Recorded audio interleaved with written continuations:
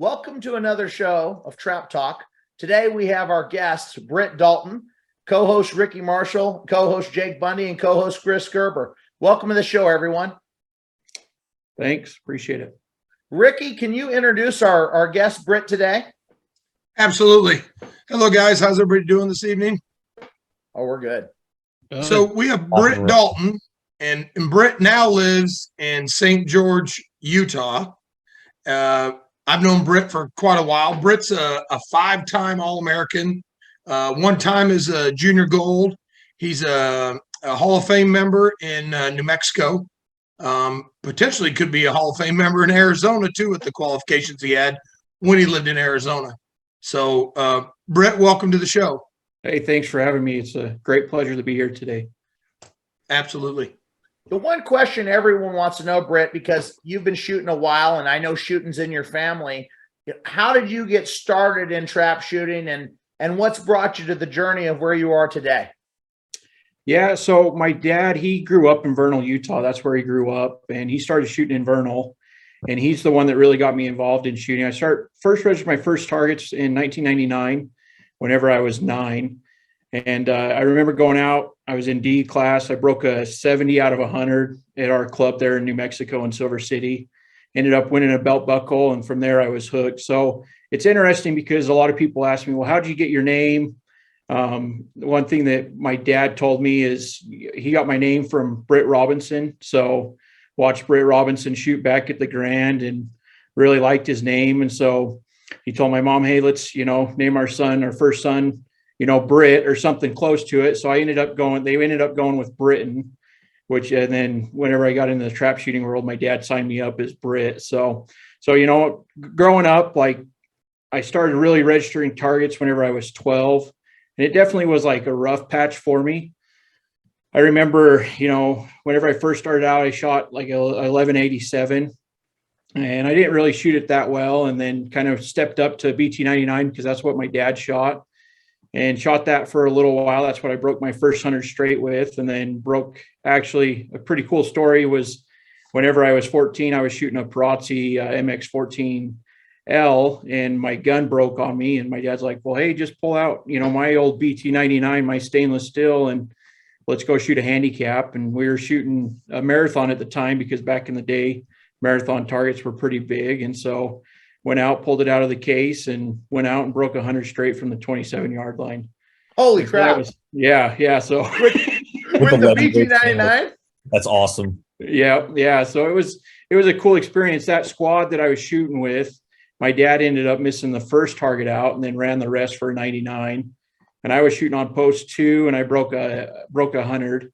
And then the guy that was on post 3, Jim Powers, pretty close family friend, he went out and he broke like a 96 or 95. And then the other 2 guys, I can't remember what they broke, but it was a cool day. So yeah, so I've been around the sport for, a long time, been very, accomplished to be able to do it. Been very blessed I was inducted in the New Mexico State Trap Shooting Hall of Fame whenever I was 27. And so that was a neat experience because my dad was inducted, and then a couple close friends, Dick Walter in our hometown, and then Jim Powers. And then, I always look up to Randy Krobosinski, but he goes by Randy Foster in Texas now. So that was definitely an awesome experience for me to get inducted into the New Mexico State Trap Shooting Hall of Fame. That's awesome. Yeah. Now, Randy, you shoot a little bit with Randy still, don't you? Yeah. So usually, our squad usually consists with Randy.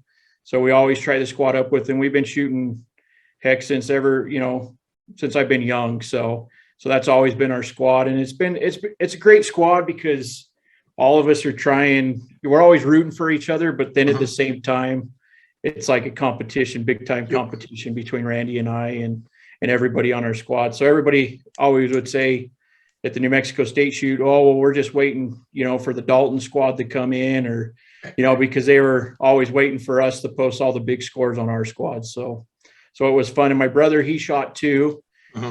So he shot really well. That was how we met Ricky. He broke in 2004, I believe, the last year of 2005.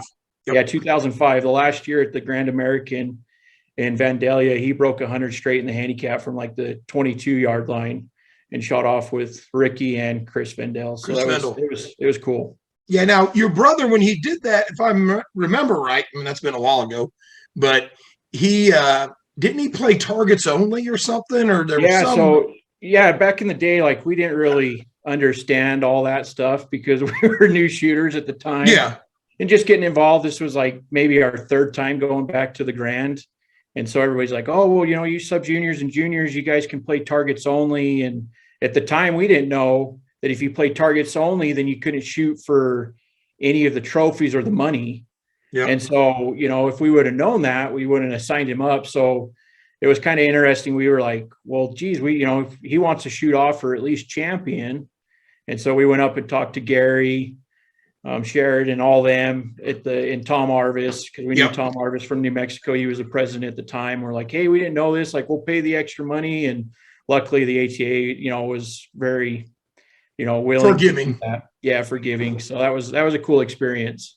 Yeah, because I was at Frank Hoppy's inducting Frank, and I was rushing back, and someone called and said, hey, a third hunter just came in. I said, the shooting's been over with for 5 hours. How did a third hunter come in? And then they told me the story, and someone asked, they said, well, you could probably protest. And I'm like, what? Let's shoot.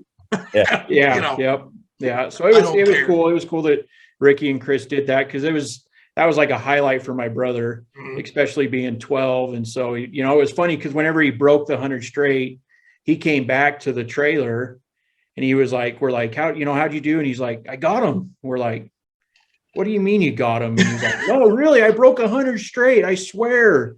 We're like, you're so full of crap. Like that was my first 100 at the Grand ever. Which I always wanted to do at Vandalia. And I finally, that was during my string. I run 700 straight that year in the overall, the first 700. And so it was cool to experience that, especially at Vandalia, because, as you know, we're no longer there. Yeah. So, yeah. So we're, grew up in a trap shooting family. I have my Grand Slam. My dad has his Grand Slam. So I was the first one to complete it. And then my dad, and then my brother, he completed it at the Southwestern Grand. So we have 3 in the family that have their Grand Slams. My brother doesn't shoot very much anymore. I wish he would, because he had a lot of God-given talent. Yep. And so, but he doesn't, he likes to go hunting and fishing now. So, which is fine. At least you use out of them that way. Absolutely. Well, cool, Britt. Well, now, Britt, I got one question that I've heard over the years and I actually asked your dad one time, but I don't remember the answer. Your last name, does it have anything to do with the Dalton gang?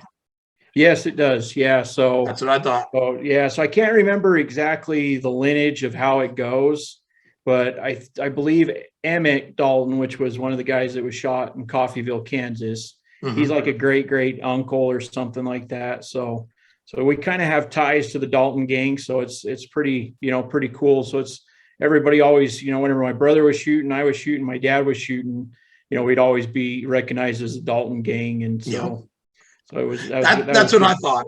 Yeah. So. Yeah, that's pretty cool to be the Dalton game and to have 3 Grand Slams in your family. Yeah. Now, when did you complete your Grand Slam? I believe I completed it. I got to think about that. I believe it was in 2012 was whenever I completed it. And I completed it back at the Grand in the Clay Target Championship. I broke my 200 straight in singles. So that was the last thing I needed. So I first did my doubles and then did my handicap. And then for some reason, it took me forever to break a 200 straight in singles. I don't know if it was just the mental aspect of the game, the mental aspect of trying to break the 200, but I'd always get close, always break a 199, always miss the first target out or miss the last target out. And so, but finally put it together in the Clay Target Championship. Now, once you broke that first 200, did you have a shift on 200s after that? Did you start breaking a lot more of them? Or are they still something that you don't break as many of, and doubles and handicap are your main games? Yeah, so it's kind of like a hit and miss with singles for me. Like there'll be times where I'll go to a shoot and shoot really good singles.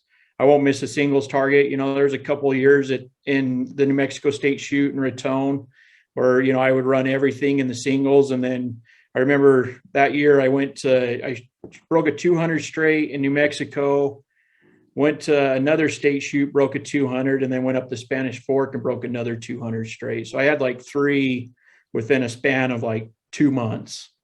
But it's still, it's still hard for me to break a 200 straight. I just don't.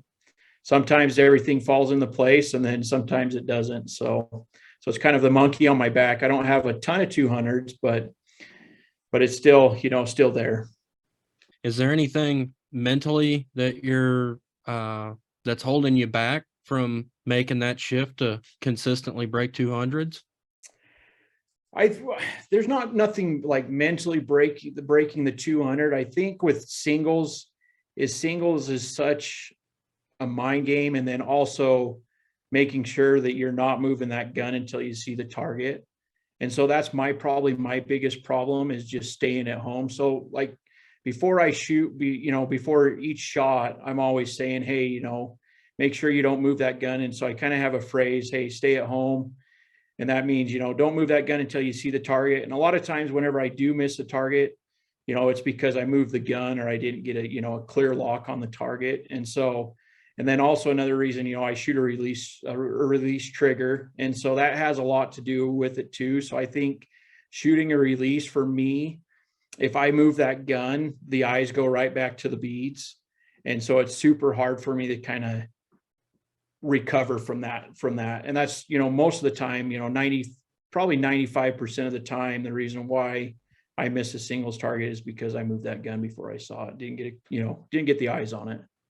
Mm-hmm. Yeah, I mean that's a mouthful what you just said there. The not moving before you see the target. Now, where did you learn that technique, and why do you feel it's so important? It's interesting that you say that, because one day I was talking to Phil Kiner back at the Grand, and I was shooting really well at the Grand, and Phil was like, what separates you from like all these other guys is. And I was like, well, what's that? And he's like, the way that you look at the target. And I know Phil's like a big eye guy. And so, I kind of I thought about it and I was like, all right, that makes total sense. Like trying to stay at home, let the target develop a little bit, and then seeing it and then moving the gun. And I think too, like another thing too, is I was listening to John Kruger, and whenever he was doing a clinic here in St. George, Utah, and he was like, hey, there's a time where you shoot a target, like let the target develop in sporting clays. And he said, shoot it within that window. And that made me like really think, all right, well, the reason why he's saying that is because that's where you're seeing that target clear and whole. And you're getting that best look at that target instead of it coming right out of the machine and you're not getting a clear lock on it. And I think it's the same thing with trap shooting. Like if you're not staying at home, seeing that target and staying still, then it's just going to get a jump on you and you're just never going to recover. Yeah. And I feel like sometimes if you're not holding still, like you said, your eyes come right back to that gun.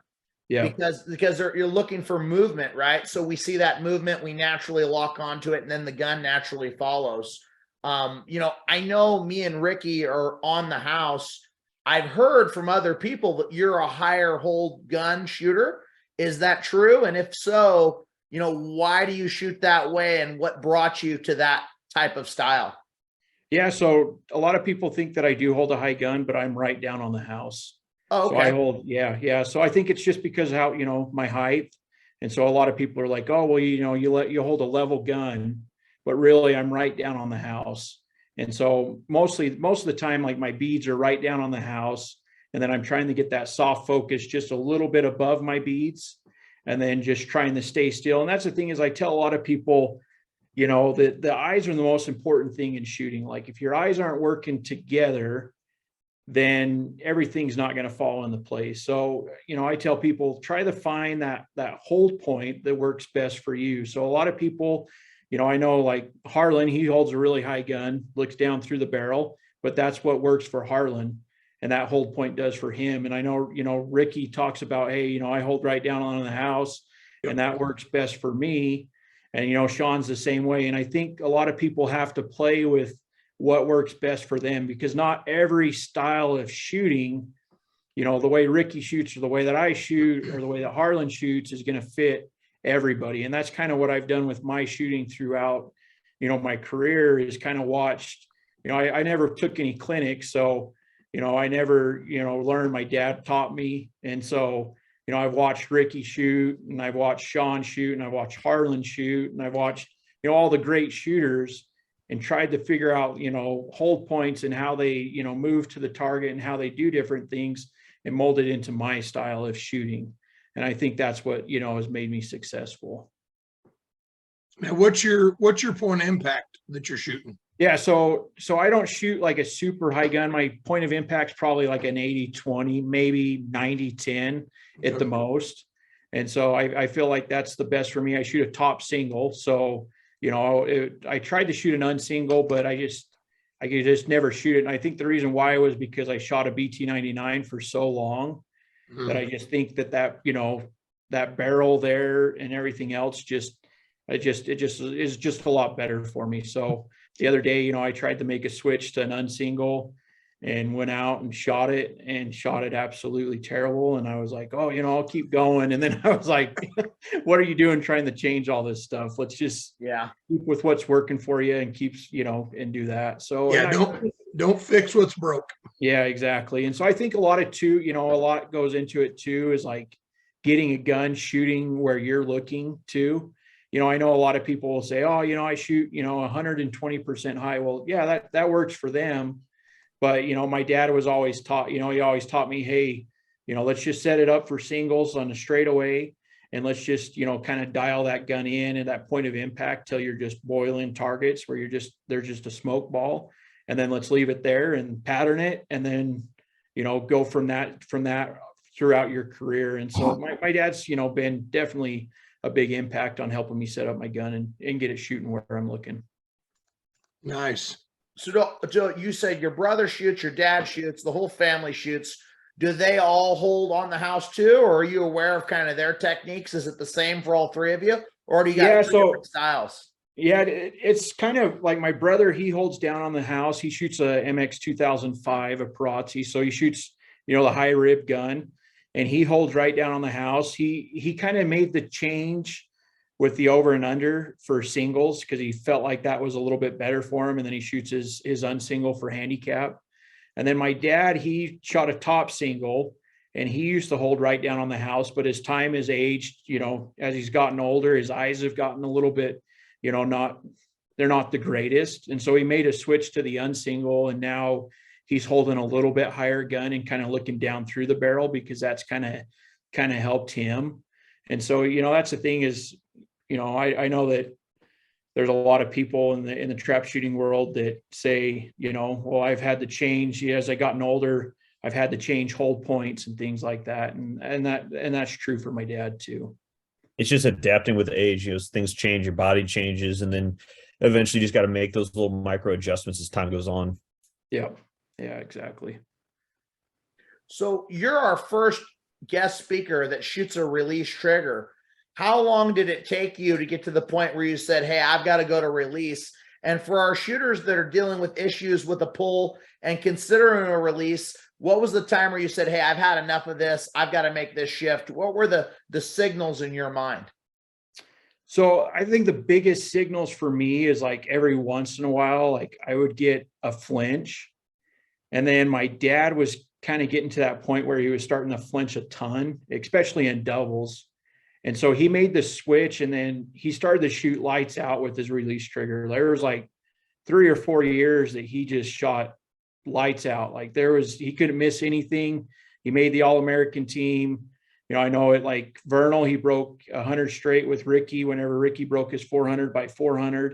Mm-hmm. And so it was kind of interesting. I was like, well, he made the switch. I'm starting to develop a little bit of a flinch. It wasn't a ton of flinches, but it maybe was like one every, you know, 200 rounds. But hey, you know, in singles, whenever you miss that one target, especially AAA, you're out of it. Yeah. So I was like, well, if I keep developing a flinch in that one out of 200, and that's costing me a bird, like I got to make a switch. And that's whenever I made the switch. And it took me a little while to get used to it. And I know a lot of people say, oh, well, you know, just go straight to a double release. And that is so true. Like you definitely want to go straight to double release, because I know a lot of people will try to shoot a release pole especially for doubles. And so, and eventually they'll just make the switch. And so it took a little while to get used to for doubles. I think that was the biggest thing, because it's, you know, doubles is such a rhythm and such a timing thing that I was just having that timing issue, because I shot them all, you know, with my pole, I shot them so quick. Yeah. But with the release, I had to slow down. You're still And so- shooting them pretty quick, Brett. I don't know about slow. So, but yeah, I so can't just, tell. I can't tell that you're using a release as quick as you shoot those dang things. yeah. So, but yeah, so I made a switch and my scores increased dramatically. Like handicap, you know, I remember like the first year or the second year that I switched to release, I carried like a 90, it was like a 95.67 handicap average, which was like second in the nation. I know Pat Lamont beat me that year.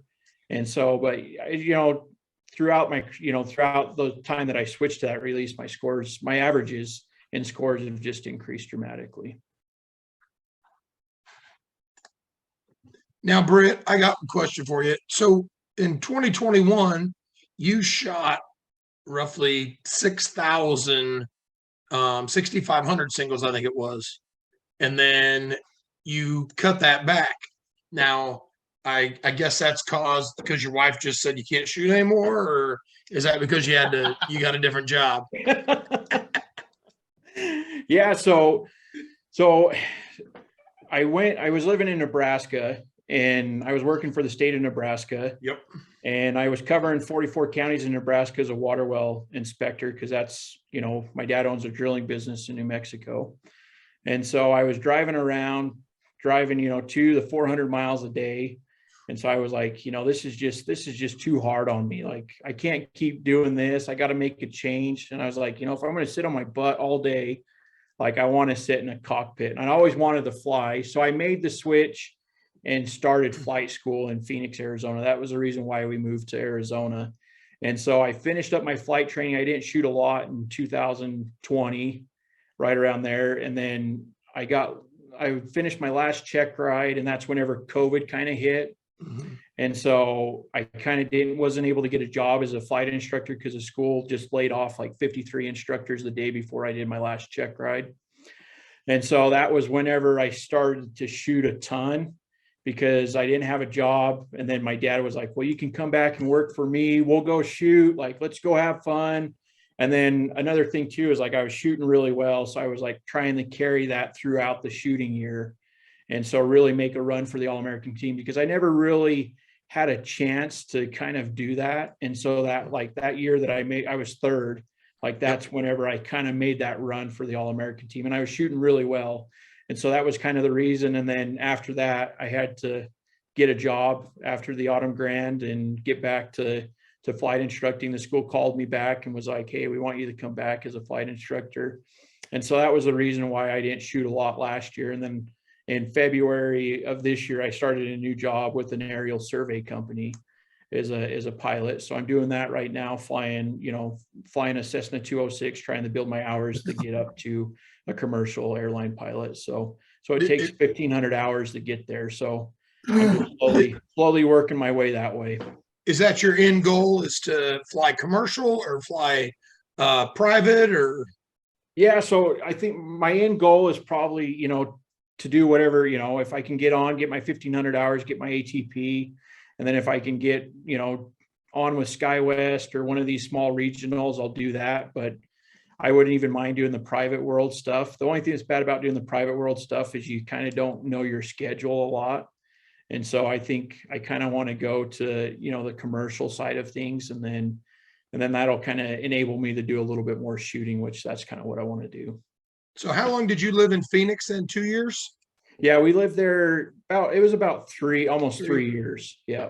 Because if I'm not mistaken, you're the first person to ever win all 5 state championships at Arizona State Shoot. Correct? Yeah. Yep. So that's correct. So what was interesting was that year that COVID hit, they shot like the first day of the Arizona State Shoot in March, and then they canceled the state shoot. And I was like, all right, well, I'm going to be ready for the next state shoot in March. So I'm going to change my residency. I was still shooting as a Nebraska resident. And so I was like, well, let's change it. That's whenever I was starting flight school and everything else. So I was like, let's change it, get ready for the Arizona State shoot. Well, then they had the Arizona State shoot in November. Mhm. And so I shot it as an Arizona resident, which I was surprised they let me do it. But they're like, hey, you've been here, you got your license changed. It's been 6 months. You meet all the bylaws. And I ended up winning 4 out of the 5 in November. And that was at Ben Avery. And then in March, they had it at Tucson Trap and Skeet Club.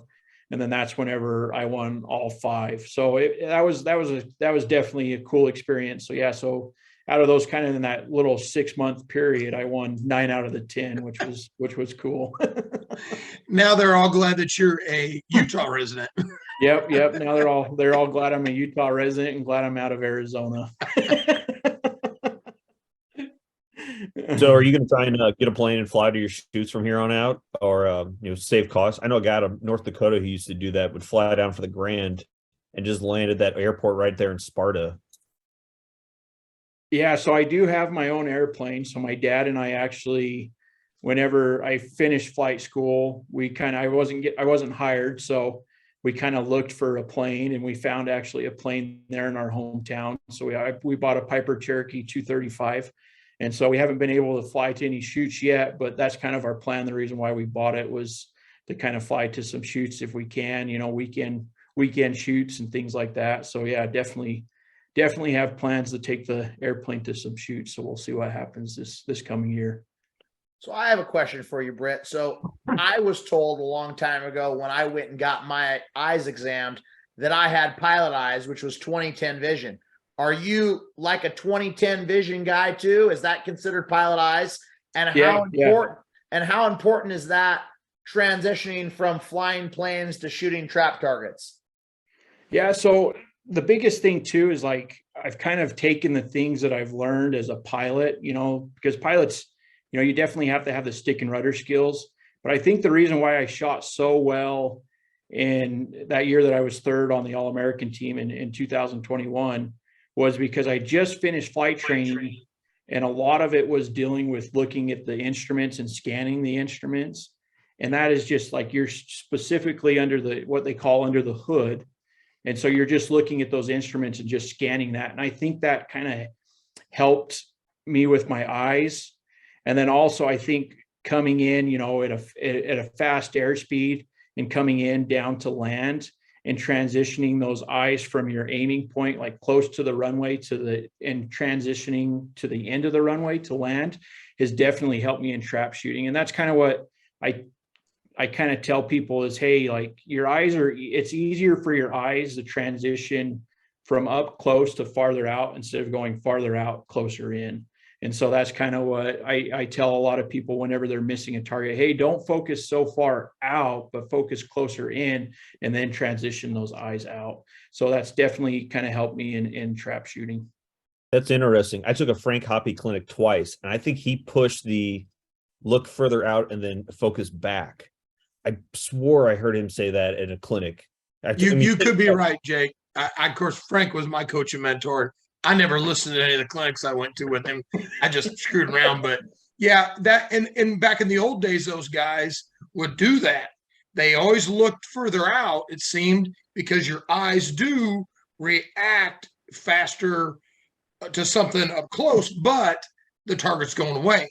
So when I teach, it's just like Britt said, I tell everybody, try not to get too far out, because with your soft focus, otherwise it takes you a little bit and people start to shoot at streaks that way. So I can see it.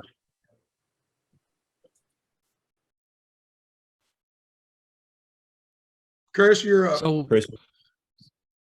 So with the eyesight, treating your eyes is definitely good, and controlling things that you can actually control, because some of us weren't born with 20/10 vision. We had to get laser correction.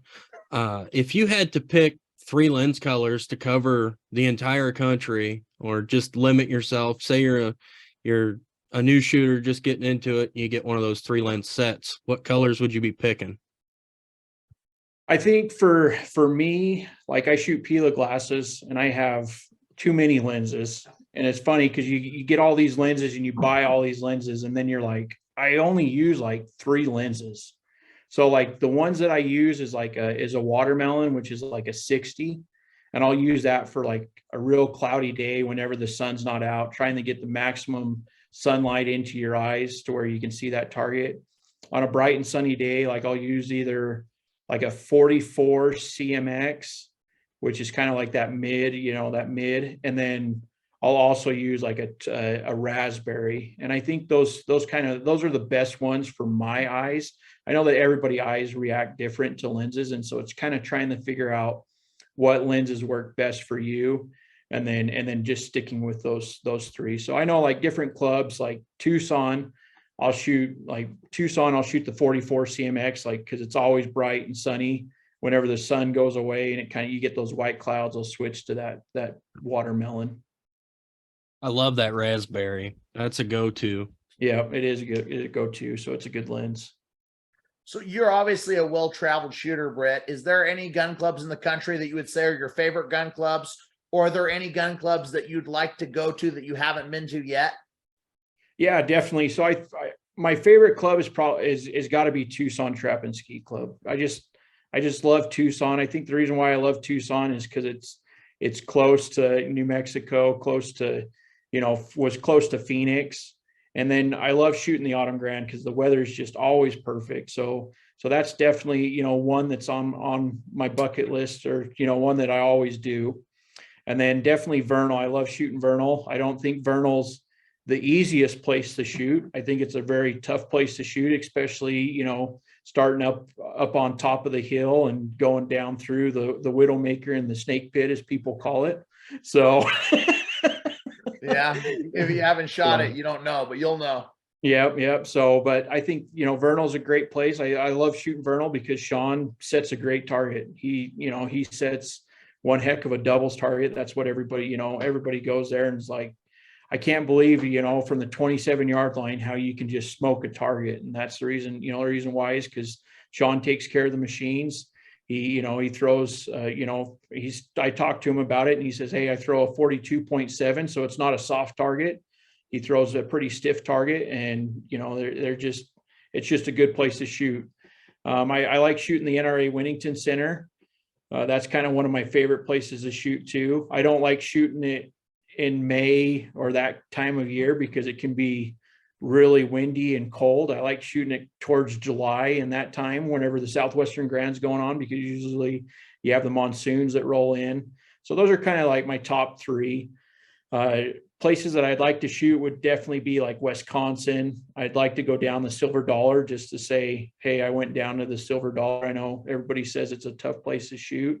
Yeah. But just to say, hey, I went down and shot it, and I'll probably never go back, but I can say that I shot it. And then I'd like to shoot the Great Lakes Grand in Mason, Michigan. So those are kind of the places, that are on the bucket list, to try to get to this year. So we'll see what happens. Do you stick to the same couple of shoots every year, or do you try to always add one, maybe two new shoots a year just to try and, say, okay, I've knocked out these states? Or is it like I have my envelope of states I'm going to every year, or same shoots I go to every year?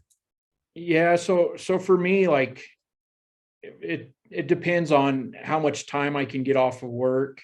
And then also how much, traveling that I can do. So I usually just stick kind of to the Western states, just, especially during the summer, because they're close, they're easy to get to, but, definitely would like to, go to some different places, like the Heartland Grand, and kind of put those places on the bucket list to shoot. But yeah, I usually just stick to, the shoots that I usually shoot at. Okay. I got one last question. So, if you could build a squad to do the 1,000 out of 1,000, who would it be? Because I'm pretty sure it hasn't been done yet in ATA. I remember like the last one was like 999, and it's been a few years, I think, since they've had that. Yeah. So if I was going to put, like, including me, would you like to include me in there? You're in there. Okay, sounds good. So if I was going to put it in there, I would probably put. Oh man, that's tough. I definitely say I'd have to put the Barflow brothers in there. So I think those guys are just singles machines. I'd put Ricky in there. And I'd probably have to say, I'd say Sean. I'd put Sean on there too. That's a pretty mean squad. Yep. I mean, you're either going to break them all or break close to them all, right? Yep. That's right. We could have a good smoke ball contest. Well, Britt, it's been a real pleasure learning your story here today. Do you guys have any more questions for Britt? Is there anything, Britt, that you'd like to add that we haven't asked? Anything you want to ask us? No, I just appreciate the time that I've been able to be on here and share my story. So that's what's great about it is, I think there's a lot of great shooters out there that don't get a lot of recognition for their accomplishments. And so it's great that you're doing this, Zach, and getting this podcast going. I think it's going to help shooters and kind of tell their story. And so I think it's a great experience for everybody. So thank you. Well, Absolutely, Britt. thank you very much. And, big thank you to Chris and Jake and Ricky for being here and supporting this all the time and making this happen. So, and thank you to the listeners for coming and wanting to hear these great shooters share their stories. Britt, you've been great, and we're going to definitely have you on again because you're a wealth of knowledge if you'll have us.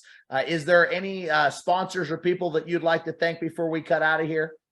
Definitely just like to thank my dad. My dad's he's been there by my side and one of my best friends. And so he's always there to support me and help me out. And so it's just been great to be able to shoot with him and be able to, that's the cool thing about it is we're always rooting for each other. And so I'm thankful for him and his support. And I also like to, thank Phil and Kate Sims up in Grand Junction, Colorado at ProSoft. So they've kind of helped me out with, with the stock and things like that. And so I'm thankful for them and always being willing to help me out. And the other, everybody that, are my friends in trap shooting. So they've always, that's what's great about the trap shooting community is they all want you to succeed and be successful. And they always have your back too. And that's what's awesome about the trap shooting community. Oh, I couldn't agree more. Well, it's been a real fabulous talk with you. And we would like to thank our show sponsors, Remington Arms Company, and also Wenig Stockworks. They make great products, so check them out. And we'll catch you next Friday for another episode of Trap Talk. Thanks, guys. I appreciate it. Absolutely. Thanks, Britt. Thanks for your time. Yeah, bye.